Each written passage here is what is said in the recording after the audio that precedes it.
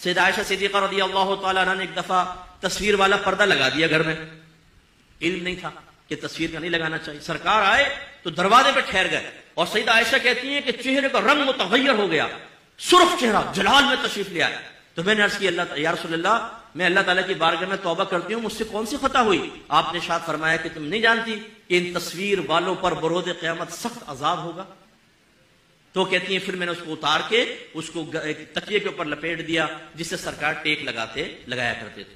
اس کا مطلب ہے گھر میں تعظیماً تصویر لگانا حرام ہے، یاد رکھیں.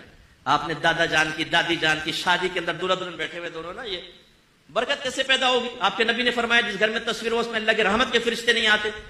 پھر وہی جادو ٹونا نظر بد، جادو ٹونا نظر بد، پھپھی نے کرایا، خالہ نے کرایا، فلاں نے کرایا. ارے بھائی سب سے بڑا ٹونا یہ رہا، یہ نظر بد آپ کے سر کے اوپر کھڑی ہوئی. نکالو گھر سے تصویریں، البم میں کر کے رکھ لیں، الماری میں بند کر کے رکھ لیں، تعظیماً نہ لگانا. اور دوسرا، ان کے بنانے والوں پر بروز قیامت عذاب. لیکن ڈیجیٹل کیمرے سے جو آپ بناتے ہیں اس میں پک بنتی ہی نہیں ہے. جو ویڈیوز بناتے ہیں اس میں کوئی مسئلہ نہیں ہے. ہاں آپ پرنٹ آؤٹ اگر نکالتے ہیں تو اس میں یقیناً مسئلہ ہے، چاہے وہ پھر عالم کی نکالیں چاہے وہ جاہل کی نکالیں. یہ آج کل جو ہمارے پوسٹر بنا کے لگا دیتے ہیں نا، ہم ان سے بالکل راضی نہیں ہے. ویسے میرے تو شاید آپ کم ہی دیکھیں گے، کبھی مجھے گمان بھی ہوتا ہے تو منع کر دیتا ہوں، لیکن اس پہ بڑے علماء کی اور نیچے ہر ایک کی فوٹو ہوگی نا، ٹیٹا دودھ والا، مجاہد مونگ پھلی والا، اور پپو پان والا. ابے بھائی کو رہ تو نہیں گیا، ہر ایک کی فوٹو چھوٹی چھوٹی چھوٹی چھوٹی. حرام، گناہ کبیرہ، نہیں کرنا چاہیے. کسی نے پوچھا کہ یہ رشوت کے پیسے کہاں خرچ کریں؟ دیکھیں، پہلی بات تو یہ کہ رشوت کے پیسے لے لیے ہیں تو جن کے لیے ہیں اگر ان کے بارے میں معلوم ہو تو ان کو واپس پہنچانا واجب ہے، اور ان سے معافی بھی طلب کرنی ہوگی، پھر اللہ تعالیٰ کی بارگاہ میں توبہ کرنی ہوگی. لیکن اگر آپ کو پتہ نہیں کہ کس سے رشوت لی تھی، یا معلوم ہے لیکن اب وہ شخص مل نہیں رہا، غائب ہو گیا ہے، جیسے بعض لوگ علاقے چھوڑ کے چلے جاتے ہیں، تو ایسی صورت میں ان نامعلوم مالکوں کی طرف سے اس پیسے کو بغیر ثواب کی نیت کے صدقہ کرنا واجب ہے. آپ صدقہ کر دیں اور پھر آپ ساری زندگی اللہ تعالیٰ سے استغفار کریں، اور ان لوگوں کے لیے جن سے آپ نے رشوتیں لی تھیں آپ ان کے لیے دعائے بخشش و مغفرت کریں، ان کے لیے ایصال ثواب کرتے رہیں، جو بھی نیکی کریں دعا کریں اللہ تعالیٰ میرا ثواب ان کو بھی پہنچ جائے. اور تیسرا، ان کے لیے کوئی ثواب جاریہ کریں، کیونکہ جو آپ نے رشوتیں لی ہیں یہ لازم ایسا ہوگا، اللہ نے اپنے ذمہ کرم پر رکھ لیا ہے، اس کے بغیر اللہ بخشے گا ہی نہیں، کیونکہ اللہ نے اپنے ذمہ کرم پر لے لیا ہے کہ وہ ظالم سے مظلوم کو اس کا حق ضرور دلوائے گا.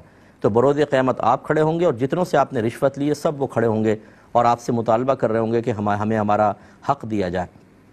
تو اللہ تعالیٰ آپ کی نیکیاں نکال کر ان کے نام اعمال میں ڈالے گا، اور اگر حساب کتاب پورا نہیں ہوگا تو ان کے گناہ آپ کے نام اعمال میں ڈال کر اور ایسے شخص کو جہنم میں جانے کا حکم دیا جائے گا. اب وہاں کتنے ہزار اور کتنے لاکھ برس وہ رہتا ہے یہ اللہ ہی بہتر جانتا ہے. وہاں کے تو ایک سیکنڈ کا عذاب برداشت کرنا مشکل ہے، تو لاکھوں برس تو بس بہت ہی بری حالت ہوگی. لیکن جب آپ اس طرح کریں گے کہ آپ نے جن سے پیسہ کھایا ہے، سود کا کھا لیا، رشوت یا حق دبا لیا اور ادا کرنے کا موقع نہ ملا، تو پہلے تو یہی ہے کہ آپ نے اس کو صدقہ کرنا ہے بغیر ثواب کی نیت کے، اور توبہ کریں، اور پھر یہ جو میں نے اعمال بتائے یہ کرتے رہیں. تو ہو سکتا ہے کہ جب بروز قیامت وہ شخص آئے اور آپ نے اتنی اس کے لیے دعائیں کی جس سے اس کے درجے بلند ہوئے، آپ نے اس کے لیے اس کو ایصال ثواب کیا، اس کے علاوہ ثواب جاریہ کیا جس کو اس کو قبر میں انعام ملتا رہا، تو ہو سکتا ہے وہ فوراً آپ سے بروز قیامت راضی ہو جائے اور اپنا حق چھوڑ دے، جس کی مجھے قوی امید ہے. تو آپ ایسا کر سکتے ہیں. بھائی کہہ رہے ہیں کہ روڈ کے کنارے میں ہوا بھر رہا تھا، رات کا اندھیرا تھا، چلائی تو اچانک ایک بلی نیچے آ گئی، کسی نے مجھے دیکھا نہیں اور وہ فوت ہو گئی، تو کیا حکم شرع ہے؟ دیکھیں، چونکہ نادانستہ طور پہ آپ نے گاڑی اس پہ چڑھائی ہے اور آپ کو ادراک نہیں تھا، بالکل آپ کوئی گناہگار نہیں ہوں گے.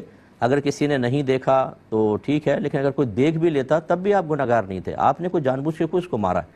ہاں، اگر جان بوجھ کے اس پہ چڑھا دیتے تو پھر یہ بہت بڑا وبال ہو سکتا تھا آخرت کا، کیونکہ جانور سے آپ اگر وہ تڑپ رہا ہے تو معافی نہیں مانگ سکتے کہ چلو مرتے ہوئے آدمی سے معافی مانگ سکتے ہیں آدمی. اور بروز قیامت اگر جانور کو سامنے کھڑا کیا جائے گا جس پر آپ نے ظلم کیا ہے، تو ایسا تو ہو نہیں سکتا کہ آپ کی نیکیاں نکال کے اس کو دے دی جائیں، وہ تو بیچارہ نیکی کا اہل ہی نہیں ہے، نہ اس کے گناہ ہے کہ وہ آپ کے نام عمل میں ڈال کے نجات کا ذریعہ بن جائے. یعنی اب یہ صرف مشیت الہی پر موقوف ہوگا، اللہ چاہے گا تو بخشے گا اور چاہے گا تو عذاب دے گا. تو یہ جان بوجھ کے جو جانوروں کو تکلیف دیتے ہیں میں ان کے بارے میں عرض کر رہا ہوں. نبی کریم صلی اللہ علیہ وسلم نے ایک عورت کو جہنم میں دیکھا کہ ایک بلی اس کو نوچ رہی تھی، اس کے منہ، اس کا سینہ اور اس کی پیٹھ پہ پنجے مار رہی تھی، اور فرمایا اس وجہ سے کہ اس عورت نے اس بلی کو باندھ کر رکھا، نہ کھانا دیا اور نہ اس کو آزاد چھوڑا کہ یہ چوہے وغیرہ کھا کے خود گزارا کر لیتی، حتیٰ کہ یہ اسی طرح مر گئی. اب اللہ تعالیٰ نے اس بلی کو ہی اس پر مسلط کر دیا ہے، جو اس کو تکلیف پہنچا رہی ہے. یعنی جہنم کا عذاب سرکار کو نماز کے دوران دکھایا. نماز پڑھ رہے تھے سرکار، اس دوران آپ نے دیکھا اور آپ نے یہ بیان فرمایا بخاری کی روایت کے مطابق. اس سے ہمارے ذرا بہن بھائی درس حاصل کریں. کبوتروں کو اتنے چھوٹے چھوٹے دڑبوں کے اندر بند کر دیں گے، طوطوں کو اتنے اتنے سے دڑبے کے اندر، یا بچوں کے حوالے کر دیں گے، وہ کھینچ رہے ہیں بلیوں کو، کتوں کو مار رہے ہیں، طوطوں کو پکڑ کے ان کی گردنیں دبا رہے ہیں. یہ اس طرح کے ظلم. اور پھر کٹوری خالی ہے گرمیوں کے اندر، وہ بیچارہ پیاس سے ہانپ رہے ہیں، ان کی چونچیں کھلی ہوئی ہیں، پانی نہیں ڈال، ارے میں تو بھول گئی تھی، ارے بھائی ہم تو بھول گئے تھے، پتہ نہیں چلا. کٹوریاں خالی ہیں، اس میں نہ باجرہ ہے نہ دانہ ہے. حالانکہ نبی کریم صلی اللہ علیہ وسلم نے فرمایا کہ جب کوئی جانور پالے تو دن میں اسے 70 بار دانہ پانی دکھائے. یہ محاورتاً عرب لوگ جب کسی چیز کی کثرت ظاہر کرنا چاہتے ہیں تو 70 یا 80 کا ہندسہ بیان کرتے ہیں. مراد 70 کی تعداد نہیں ہے، بلکہ مراد یہ ہے کہ بہت زیادہ کھانا پانی دکھائیں کہ بالکل بھوکے پیاسے نہ رہیں. لیکن اپنے شوق کے اندر اور ذوق پورا کرنے کے لیے جانوروں کو اذیت اور تکلیف دینا، یہ آخرت کا بہت بڑا وبال بن سکتا ہے. اس لیے احتیاط کریں. لیکن چونکہ آپ نے نادانستہ طور پہ گاڑی چڑھائی، آپ پہ کوئی انشاءاللہ وبال نہیں ہوگا. ہماری سسٹر نے فرمایا کہ ان کے شوہر جو ہیں پکوڑے سموسے کا کام کرتے ہیں، تو سارا کام یہ میرے اوپر ڈال دیتے ہیں. ساسیں نندے بیٹھے رہتی ہیں، وہ کام نہیں کرتی ہوں، سارا میں کام کرتی ہوں. بچے بھی سنبھالنا. صبح 6 بجے اٹھتی ہوں تو شام تک مجھے فرصت ہوتی ہے، تو تھک جاتی ہوں گی. تو یہ میرے لیے کیا شرعی حکم ہے؟ سب سے پہلے تو بہن میں آپ کی حوصلہ افزائی کروں گا کہ آپ ایک اچھا کام کر رہی ہیں. آپ کا شوہر موبائل اسنیچ کر کے آپ کو پیسہ لا کر نہیں دے رہا، کسی کی بالیاں اتار کے چھین کے نہیں لے دے رہا، کسی کے ٹارگٹ کلنگ کر کے پیسہ حاصل کر کے نہیں دے رہا، بچوں کے اندر ہیروئن اور چرسیں بیچ کر پیسہ حاصل کر کے نہیں دے رہا. وہ رزق حلال اور طیب کما رہا ہے اور آپ ان کے ساتھ تعاون کر رہی ہیں. آپ کے شوہر، اگر میں ظاہر حدیث کو دیکھوں نا، تو نبی کریم صلی اللہ علیہ وسلم نے فرمایا کہ جو رزق حلال کمانے کے لیے کسی مقام تحقیر پر کھڑا ہوگا، یعنی ایسا کہ لوگ دیکھیں تو حقیر سمجھیں، اس پر جنت واجب ہو جاتی ہے. تو یہ آپ کے شوہر اگر رزق حلال کما رہے ہیں اور آپ تعاون کر رہی ہیں تو آپ دونوں کے لیے بہت آخرت کا انعام ہے. اور کوئی بات نہیں بہن، یہ اچھا کر رہے ہیں آپ کے شوہر، رزق حلال تو کما رہے، اللہ آپ کو برکت دے گا، آپ کے بچے اچھے پڑھیں اور پھر وہ اچھی پوسٹوں پہ جائیں، اپنے والد کو بھی پھر ریسٹ کروائیں اور آپ بھی گھر بیٹھ کے کھائیں، اتنے آپ کے بچے فرما بردار ہوں. اللہ ہماری دعا ہے. اب یہ کہ دوسرا جو آپ یہ کام کر رہی ہیں، اس کے بارے میں انشاءاللہ میں عرض کرتا ہوں. یہ دوسری چیز یہ ہے کہ دیکھیں، آپ پر یہ تمام کام کرنا واجب نہیں ہے، آپ صاف منع بھی کر سکتے ہیں. نہ آپ کی ساس اور نندوں کا آپ کے ساتھ تعاون کرنا کوئی واجب ہے، ٹھیک ہے نا، نہ آپ پر واجب ہے. لیکن جیسے میں نے آپ کو عرض کیا کہ اگر آپ شوہر کا ساتھ نہیں دیتی ہیں تو بیچارہ وہ اکیلا کیسے کرے گا سارا کام. اب یہ ضرور ہے کہ شوہر کو بھی سوچنا چاہیے کہ آپ بھی ایک خاتون ہیں، ایک عورت ہیں. آپ مشین تو نہیں ہے کہ صبح اٹھیں اور پھر بچوں کو بھی سنبھالیں، گھر کا کام کاج اور پھر آپ کے کاروبار میں بھی تعاون کریں. لہذا شوہر پر واجب ہے، یہ لازم ہوگا کہ وہ آپ کو ایک ہیلپر رکھ کر دیں. کوئی ایک بچی ایسی رکھ لیں گھر میں، بچی سے مراد کوئی عورت رکھ لیں جو مطلب ماسی ٹائپ جیسے ہوتی ہیں، وہ کام کرے، سخت جو ہارڈ ورکنگ ہے وہ کرے، آپ اس کی دیکھ بھال کر کے تھوڑا بہت تعاون کریں اور باقی گھر کو سنبھالیں.